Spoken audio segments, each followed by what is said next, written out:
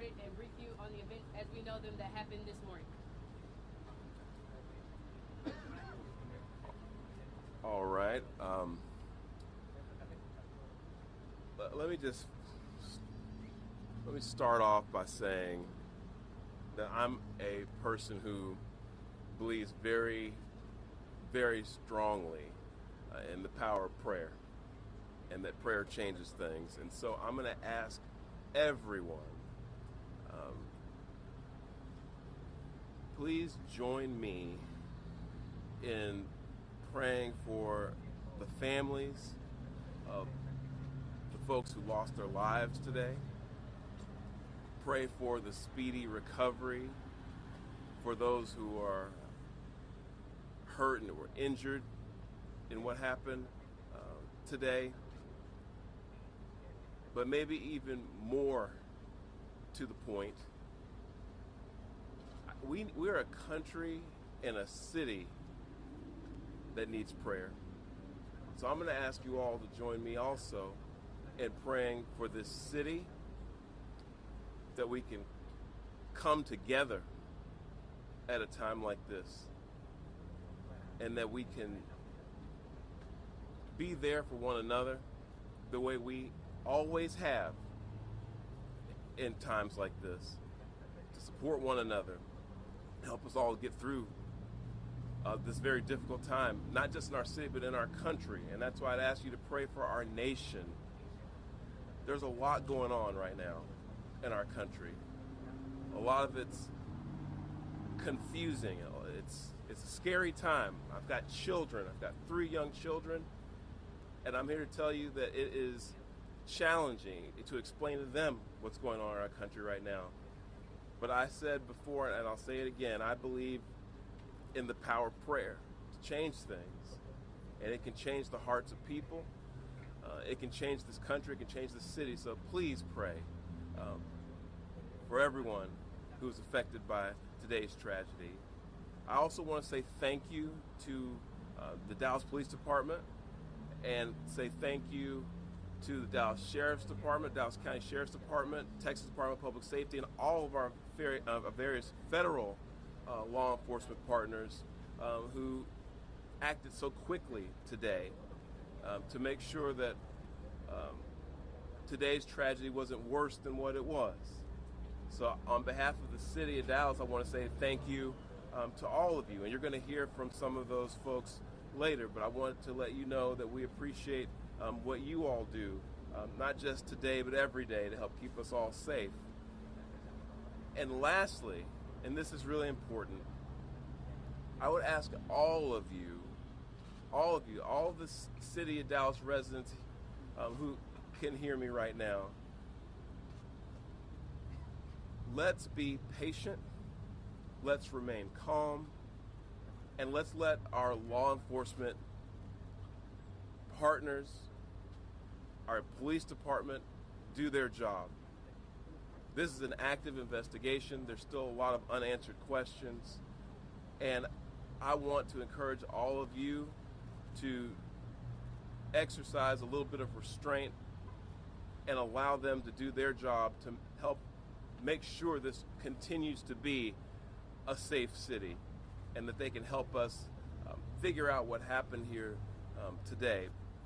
But with that, I want to say, again, thank you to all the folks who came out this morning from our law enforcement community. I'll turn it over to our police chief, Daniel Como, to speak a little bit more directly to the investigation itself.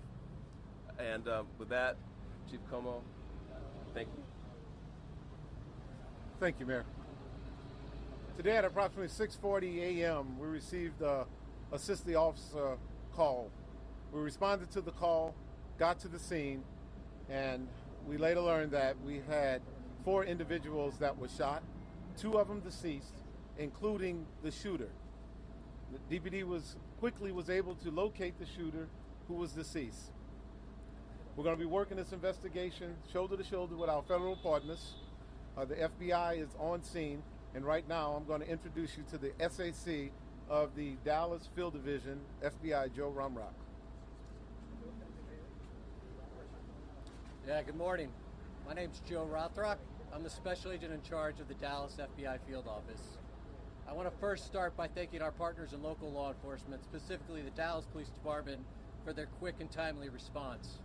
I can confirm at this time that the FBI is investigating this incident as an act of targeted violence. It is unfortunately just the most recent example we've seen of targeted violence, to include here in North Texas, where back on July 4th, we saw a coordinated attack carried out against an immigration detention center in Alvarado, Texas. What I can also share with you is that early evidence that we've seen from rounds that were found near the suspected shooter contain messages that are anti-ICE in nature. Again, this is just the most recent example of this type of attack. This will be a whole of government response. There will be no resource not utilized to bring all those individuals who are responsible to bring them to justice and to hold them accountable. While we're not releasing identities of any victims at this time, what I can confirm for you is no members of law enforcement were hurt during this attack. If any member of the public has information that would help the FBI's investigation, I would ask that you please report that to 1-800-CALL-FBI. Again, any piece of information will be helpful, but this will be an ongoing investigation between us, a number of federal partners, and our local partners, again, to ensure that anyone responsible is held accountable. With that, I will turn it over to my counterpart from the ICE Enforcement and Removal Office. Good morning. My name is Joshua Johnson. I'm the acting field office director for ICE Dallas. I'll be brief with my comments, but I do want to start off by saying thank you to the Dallas Police Department, Dallas FBI, HSI, CBP, ETF, and virtually every law enforcement officer in North Texas for your support. This is the second time I've had to stand in front of you and talk about a shooter at one of my facilities, and I think that the takeaway from all of this is that the rhetoric has to stop. There are people out there who are seeing what is being placed online, and they're coming and they're doing acts of violence against ICE employees. So that's kind of all I have for today, is that it's just got to stop. It's dangerous, and people are losing their lives. Thank you. Thank you all so much for coming. We really appreciate it. Again, thank you all so much. As it was said here today, if you do have any information, reach out to 1-800-CALL-FBI. Thank you. Thank you. This needs to stop. Violence is wrong. Politically motivated violence is wrong.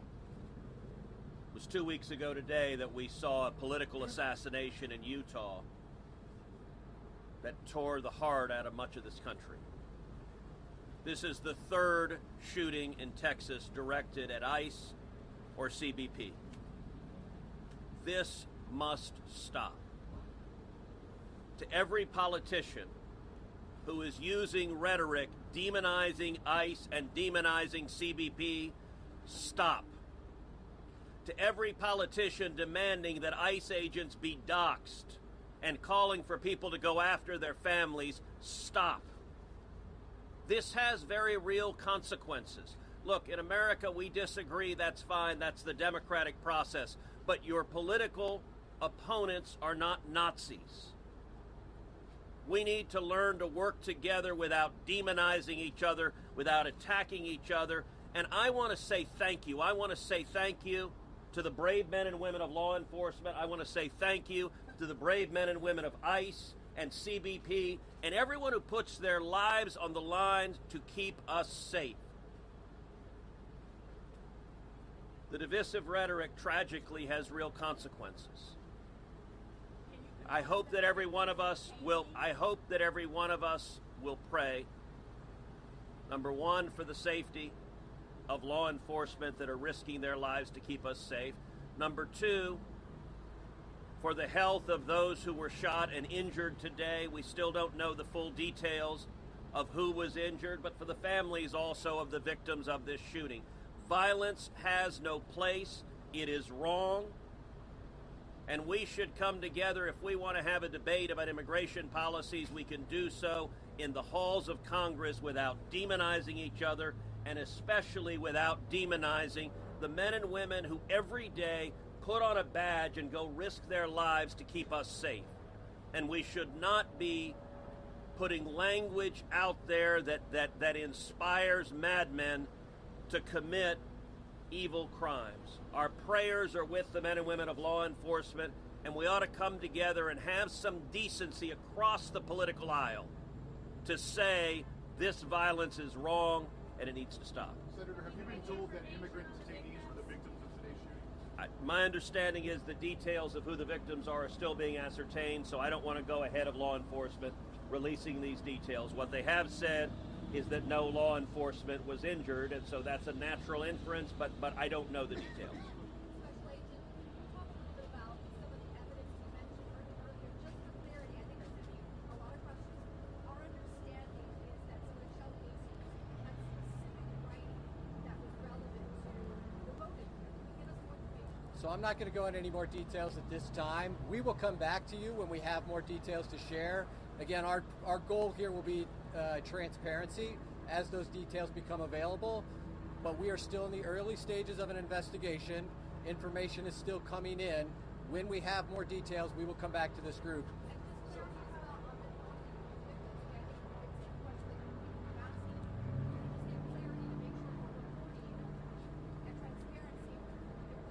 I'm not going to be identifying victims at this time. The only thing I will confirm at this time is no law enforcement was injured. Certainly you can respect law enforcement's need to make notifications. Why are we not saying that they were the detainees that were shot? At this point in time, we're not going to take any additional questions from law enforcement. Again, I'd ask for you to respect the fact that this is an ongoing investigation.